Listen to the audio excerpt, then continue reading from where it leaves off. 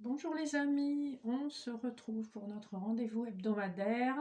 Je vous prie de m'excuser du retard, j'ai pas pu faire la vidéo vendredi ni samedi. Donc pour les énergies de la semaine qui commence le 17 avril 2023, donc demain, en vous rappelant que les vidéos restent intemporelles avec des messages généraux en fonction de votre situation et en vous recommandant de juste prendre les messages qui vous interpellent sans vous en faire toute une montagne si ça ne correspond pas complètement. On est sur du général, donc ce sont des énergies, des influences. Donc à vous d'adapter en fonction de votre situation. Si ça ne vous interpelle pas, c'est que probablement il n'y a pas de message pour vous.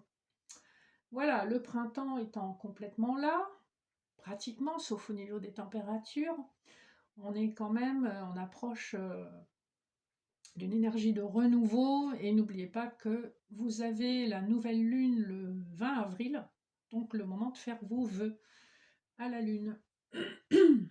Alors, sans plus tarder, nous allons commencer avec une énergie générale avec les lames majeures du tarot de Marseille. Pour la semaine, je ferai des couplets avec le Béline de Gabriel Sanchez et le tarot Rider-Waite. Pour le sentimental, ça sera l'oracle de l'énergie et le petit Lenormand étendu, Gilded Reverie.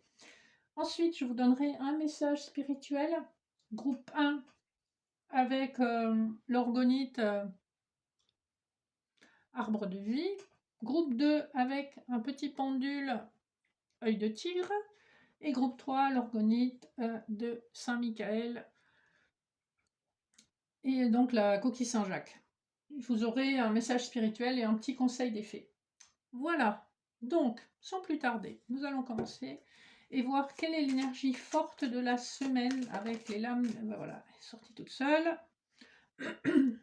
On a l'énergie de la lune avec en dos de deck la force et le monde.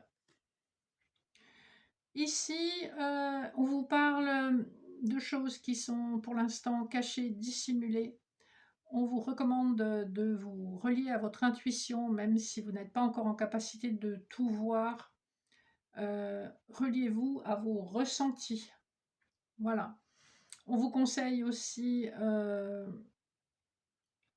la créativité. C'est une bonne façon aussi de dépasser ces démons. Agissez dans la matière et écoutez votre créativité lunaire. Hein, donc la partie yin qui est en chacun de nous. On vous dit clairement que c'est votre force, c'est votre capacité à dépasser les situations les plus difficiles. On a un très joli dos de deck, donc voilà.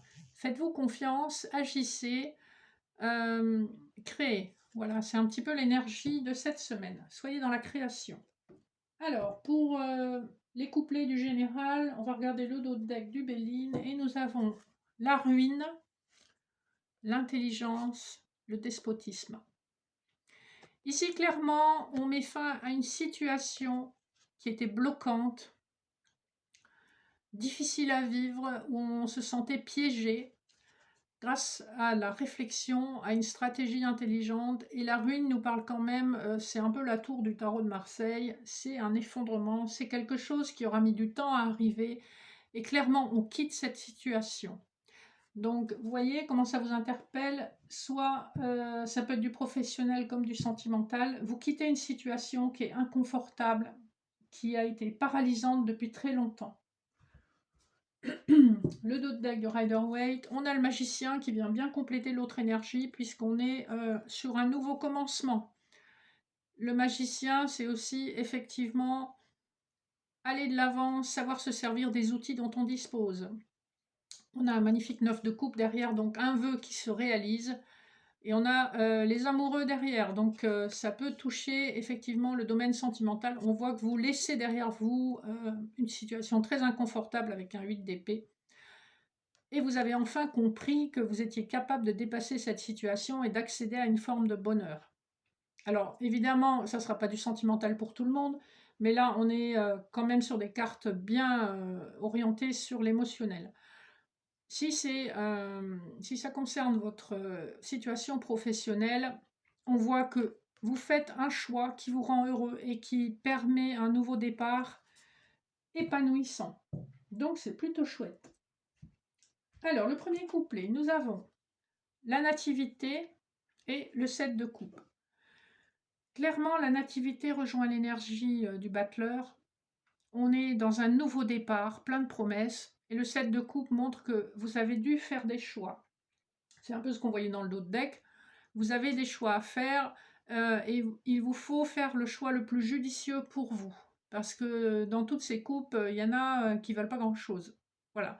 Donc on vous demande quand même une forme d'analyse et de vigilance. Mais on voit que vous ferez le bon choix puisqu'on avait quand même un magnifique dos de deck. Le second couplet nous parle de protection et une forme de nostalgie. Voilà. Sur le plan émotionnel, vous êtes nostalgique peut-être d'une période où les choses allaient un peu mieux que maintenant, mais ce qu'on vous dit, c'est qu'avec la carte bleue, ne vous faites pas de soucis, vous êtes entièrement et parfaitement protégé dans votre situation actuelle et vous allez accéder justement au ciel grâce à cette échelle. Cette échelle, c'est votre choix, hein, c'est le choix que vous avez fait, qui a été judicieux et qui va vous amener à l'épanouissement souhaité. Ensuite, en fin de semaine, on a la campagne santé et le roi d'épée. On voit ici quelqu'un qui est en capacité de trancher sur le plan intellectuel, qui a fait son analyse, qui a pesé le pour et le contre et qui est très juste, même si le roi d'épée peut être un petit peu tranchant parfois dans ses propos. On voit que la décision est prise. Campagne santé, il y a besoin de se reposer, il y a besoin de faire le point, de se ressourcer. On est avec le chiffre 9 en fin de cycle et on voit que c'est une fin de cycle là qui désormais va arriver assez rapidement. Voilà pour les énergies générales pour cette semaine qui arrive et je vois que c'est quand même plutôt sympa, on se débarrasse de tout ce qui est pesant, tout ce qui a été une entrave et on embrasse quelque chose de nouveau. Sur le plan sentimental, alors en dos de deck, avec le petit, le normand étendu, nous avons le labyrinthe, le puits, les oiseaux, la loupe et l'ours. Ce qu'on nous dit ici, c'est qu'effectivement, dans une situation sentimentale, plusieurs personnes concernées sont complètement perdues. Elles sentent néanmoins confusément qu'il y a la possibilité d'atteindre cet objectif amoureux qui se cache derrière des échanges juste un petit peu prince-sautier. Hein. C'est dans l'air du temps, puisqu'on est au printemps, voilà, on ne parle pas trop de choses sérieuses, mais on sent quand même qu'il y a une profondeur derrière toutes ces discussions.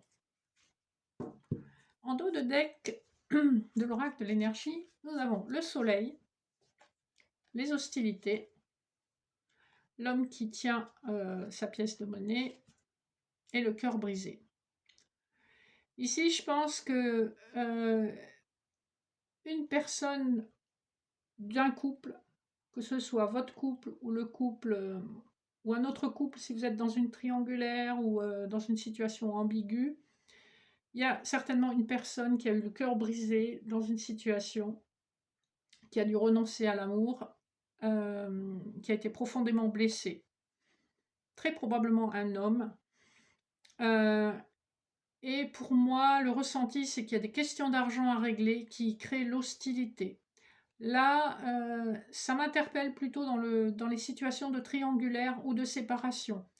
Il y a un couple qui se sépare et on règle ses comptes. On voit que après ce règlement de compte, on arrive quand même. Vous êtes maintenant, une fois que cette décision a été prise, vous êtes à la croisée des chemins, mais vous avez l'opportunité de briller et de vivre quelque chose de chaleureux.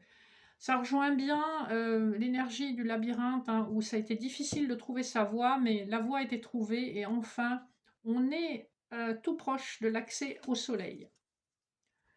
Les couplets nous disent les poissons et all tied up, on est coincé. Ça rejoint un peu ce qu'on avait tout à l'heure dans les couplets du Béline, où on avait le despotisme. Donc, une incapacité à bouger dans une situation pas confortable.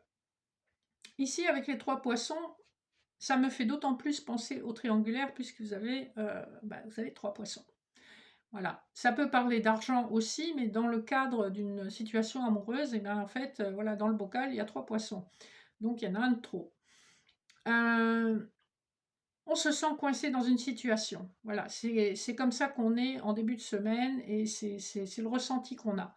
Maintenant, si vous n'êtes pas en triangulaire, il y a peut-être des doutes sur la fidélité de votre compagnon ou de votre compagne et vous ne savez pas comment vous sortir de cette situation. En milieu de semaine, on a le temps, donc les coucous, et une énergie féminine qui réfléchit beaucoup au temps qui passe effectivement et à l'idée de mettre des choses en place qui sont construites. Le 37, ça vous fait 3 plus 7, ça fait 10, ça fait penser quand même à la destinée. On voit que la roue de fortune dans le tarot de Marseille, on voit que les choses vont soudainement s'accélérer.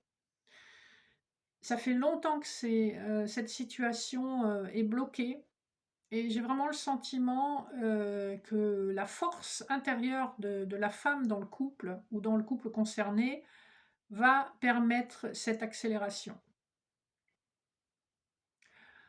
4 plus 7, qui est le chiffre que nous avons sur cette carte, ça nous fait 11, donc la force dans le tarot de Marseille. Et effectivement, je pense que l'énergie féminine concernée par ce tirage est quelqu'un qui a une grande force d'esprit.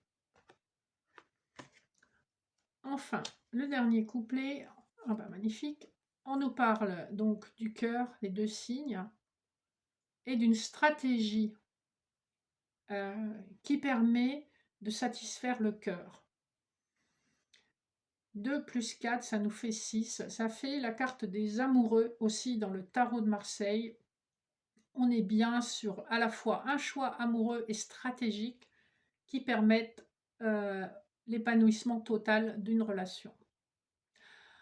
On voit notamment, si vous êtes dans une situation ambiguë ou dans une triangulaire, que ça nécessite un peu de finesse et de discrétion. C'est ce que la stratégie nous dit. Si vous êtes dans une situation classique, où vous avez jeté votre dévolu sur quelqu'un, on voit que ça vous demande un certain doigté et une forme de prudence pour arriver à vos fins.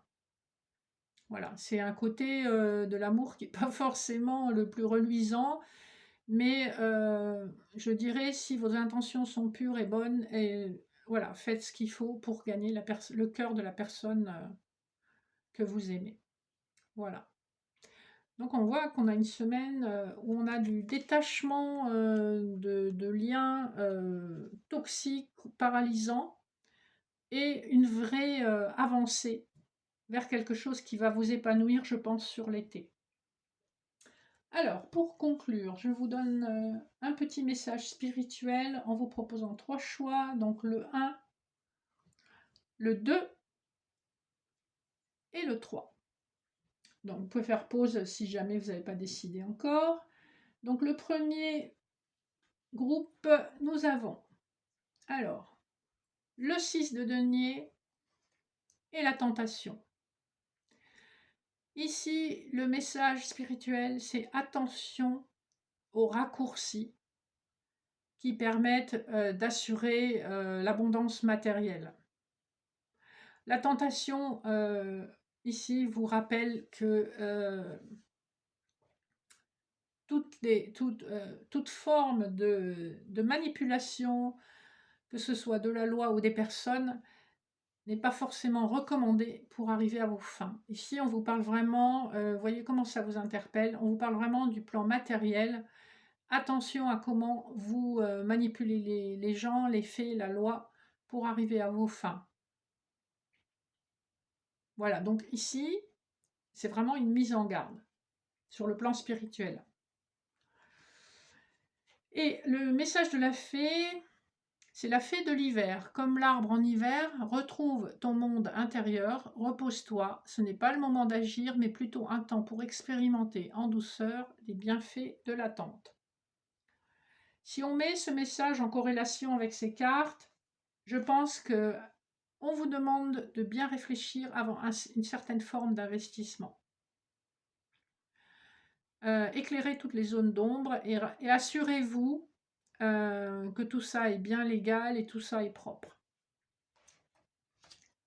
Ensuite, le groupe numéro 2, nous avons alors le hiérophante et la protection. Un magnifique couplet. Ici, on vous dit clairement que vos guides veillent sur vous. Ils veillent sur vous sans arrêt et ils vous guident dans la bonne direction. On vous parle d'une officialisation, de quelque chose qui sera entièrement protégé. Qu'il s'agisse d'un emploi, d'une relation, on veille sur vous de là-haut et on confirme vos choix. Donc laissez-vous porter, vous êtes protégé. Et qu'il s'agisse d'une question professionnelle ou sentimentale, on voit que vous allez vers quelque chose qui va s'installer dans la durée. Le message de la fée correspondant, c'est Margot. Je suis Margot la fée, la générosité et la fécondité de la terre-mère. Sois à l'écoute des signes que je t'envoie pour t'amener sur le chemin de l'abondance. Donc on a, c'est marrant quand même, on a une répétition de la protection divine et du fait que vous êtes amené par hasard, on va dire, sur le bon chemin et que ce chemin est entièrement protégé et sûr pour vous. Enfin, le troisième message, nous avons le 7 de bâton et l'âme. Ici, on vous invite à définir clairement ce que vous voulez. Ici, on vous dit, soyez à l'écoute des souhaits de votre âme et arrêtez tous ces conflits intérieurs. 7 de bâton, c'est vraiment des conflits assez conséquents. On arrive à ses fins, mais il y a beaucoup de dommages collatéraux. Est-ce que ça vaut la peine d'entraîner tous ces dommages collatéraux? C'est ça la question qu'on se pose. Ici, écoutez votre âme. Qu'est-ce que votre âme souhaite dans cette incarnation? Posez-vous la question et écoutez les réponses à l'intérieur de vous. Là, on vous invite vraiment à vous recentrer sur le cœur et à être à l'écoute de vos souhaits les plus profonds.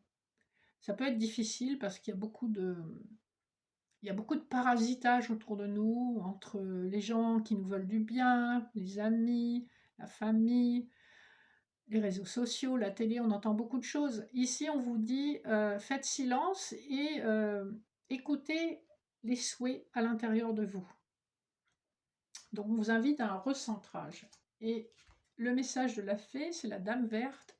Il est temps pour toi de te ressourcer dans la nature auprès des énergies féeriques. Même le plus petit coin de verdure abrite le merveilleux et te sera profitable. Donc, on rejoint un peu l'énergie du recentrage.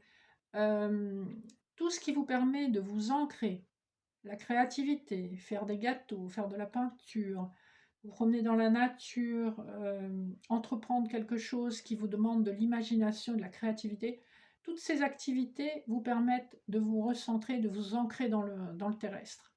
Et donc, effectivement, si vous avez l'opportunité de vous promener dans la nature, dans un parc, dans un bois, dans un jardin, faites-le.